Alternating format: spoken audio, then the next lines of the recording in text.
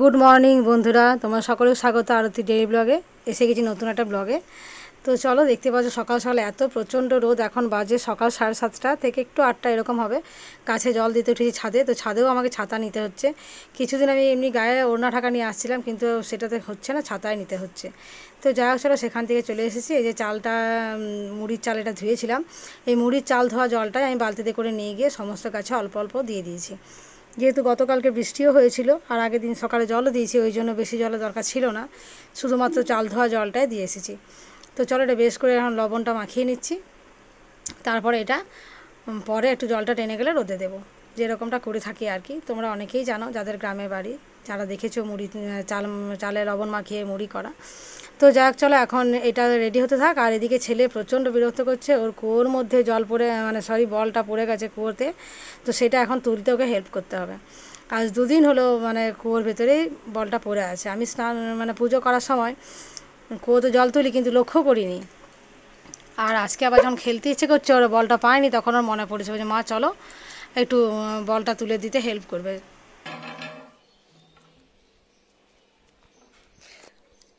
আরো দূরে দূরে পেয়ে গেছি। বাপরে, কাল থেকে এটার জন্য যুদ্ধ। 2 দিন ছিল জলটার ভেতরে, না কুয়ার ভিতরে 2 দিন ধরে যাওয়া, ভারী হয়ে ডুবে না যায়, ডুবে নেই। বলটা ফাটা, এই দেখ শ্যাওলা পড়ে গেছে, শ্যাওলা পড়ে গেছে। এটা 15 মিনিট লাগলো না বেটা আমাদের তুলতে এটা। হ্যাঁ, আজ বাড়িতে হবে সত্যনারায়ণ পুজো, অনেক ফুলের দরকার, ওই জন্য গাছের ফুলগুলো আজকে টুকটাক করে তুলে দিচ্ছি। এই যে এটা জমা করছি, আর এখানে তো ফুল তুলেছি অনেকগুলোই আছে, তো ফুল লাগবে আরো। ছোট্ট একটা গোলাপ ছিল, সেটাও তুলে নিয়েছি। আর এই পেঁপে, আম, এগুলো সব দাদা দিয়ে গেছে, চুনু দাদা। দাদাও পুজো করাবে, তো তাও কটা ফুল ধরেছে বলে টুকটাক সময় অসময় দরকার হয়ে যায়, কাজে লেগে যায়, দরকার পড়তে পড়বেই। এই ফুলটা তুলে নিয়ে যাবো স্নান করতে।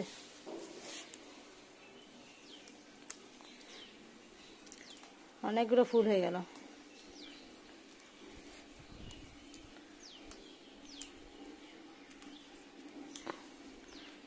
ছেলের বলটা তোলার জন্য অনেকক্ষণ থেকে অস্থির ছিল, যাক বলটা আর বেরিয়ে গেছে।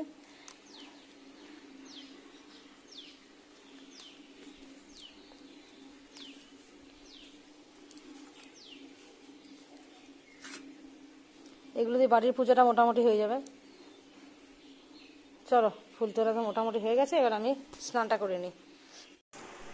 চলো, স্নান করে চলে এসেছি আমি ঠাকুর ঘরে। তো নিজের পুজো এখনও হয়নি, পুজো করে উঠতে পারিনি বাড়ির পুজোটা। তো এখানে আমি আগে সত্যনারায়ণ পুজো 7টা করে নিচ্ছি, যেহেতু একটু বেলা হয়ে গেছে। ঠাকুরমশাই যদি চলে আসেন তখন অসুবিধায় পড়তে হবে, তো সেই জন্য আগে আমি সত্যনারায়ণ পুজো 7টায় করতে বসলাম। এই যে পেঁপেটা কাটছি না, এটা আমার সাথে যে দাদা পুজো করেন তার গাছের নিয়ে এসছেন। তো দেখো, দেখতেই পাচ্ছ আমি আলপনাটা দিয়েছি, ঠাকুর এখনও পাতিনি। তো চট করে আগে ফল টলও কেটে নিয়েছি, মালা গাঁথবো, তারপরে এগুলো করবো। এদিকে বেলা হচ্ছে দেখে মেয়েকে দায়িত্ব দিয়েছি রান্নার। তো ও এখানে লাউ পোস্ত বসাচ্ছে। তো কিভাবে করবে আমি ওকে কিছু বলেও দিইনি, লাউ কেটেছে নিজেই। আমি রান্না করে আসিনি, আমি তুই যা খুশি কর, লাউ পোস্ত বানা, আমি পরে দেখে নেব। এখানে হয়েছে লাউ পোস্ত, এটা মেয়ে করেছে। আর আমি করলাম যে পাট শাক, এটা ছোকাহানি ছকবো। আর এখানে ভাতও হয়ে গেছে, আর দিয়ে ঠাকুরমশাই পুজো করছে। তো চলো তোমাদেরকে দেখিয়ে আসি, এটা কড়াটা ততক্ষণ গরম হোক, দেখিয়ে আসি ঠাকুরমশাই পুজোটা।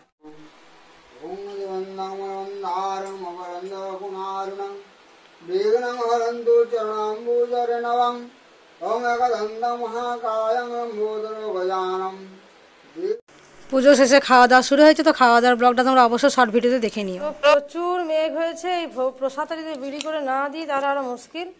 তো প্রসাদটা তখন রয়ে যাবে আবার। প্রসাদটা দুপুরবেলা এত রোদ গরমে কাউকে পাইনি বাইরে, বিলি করতে পারিনি, এই জন্য। তো এখন এটা বিলি করে দেবো ঝড় ওঠার আগেই। চলো চলো চলো, চট করে দিয়ে আসি বাইরে, ঝড় এসে গেল বোধহয়। আমার প্রসাদ বিলি করাও শেষ হয়েছে, আর এদিকে ঝড়টা চোখে বাড়ি ঢুকে গেছে। আমার দাঁড়ো, চোখ খচখচ করছে, চোখে কিছু ঢুকে গেল। তাও পুরো কাপড়ে মাথা মুখ ঢেকে নিয়েছিলাম, আর প্রসাদটাও ঢাকা নিয়ে গেছিলাম। হ্যাঁ বল, এই দেখা যায় নিচে আছে, বল। বরফ পড়বে, দাঁড়া, একদিন শিলাবৃষ্টি হয়েছে, মেয়ে খোঁজ নিছে মা বরফ পড়বে কি, দাঁড়া পড়তেও পারে না, কি বলো? বরফ পড়ার কি বাকি আছে? গাছগুলো আমার জল দিতে হবে, দেখি আজ জল দেবো না বোধ হয়।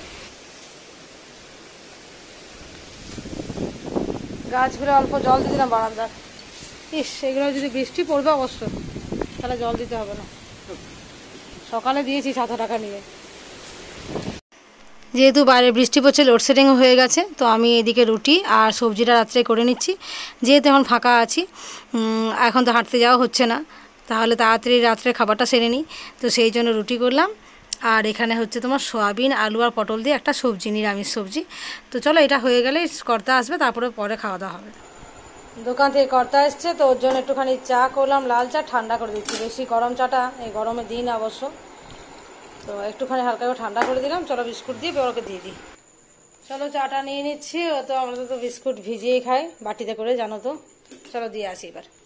চলো খাওয়া দাওয়া শুরু হয়ে যায়। থলেটা দিতে গিয়ে থালাতেই ঝোলটা পড়ে গেছে। যাই হোক, আজকে লাউ পোস্ত আছে, সয়াবিন আলু পটলের সবজি আছে, আর এই দিয়ে আজকে ডিনার। তো চলো আজকের খাওয়া দাওয়া করতে করতে ব্লগটা এখানে শেষ করে দিচ্ছি। আমার উঠে নিলি। আর আগামীকাল দেখা হচ্ছে নতুন ব্লগে নতুনভাবে। সকাল ভালো থেকো, সুস্থ থেকো। সাবস্ক্রাইব যারা করেনি প্লিজ একটু সাবস্ক্রাইব করে দেবে। Good night.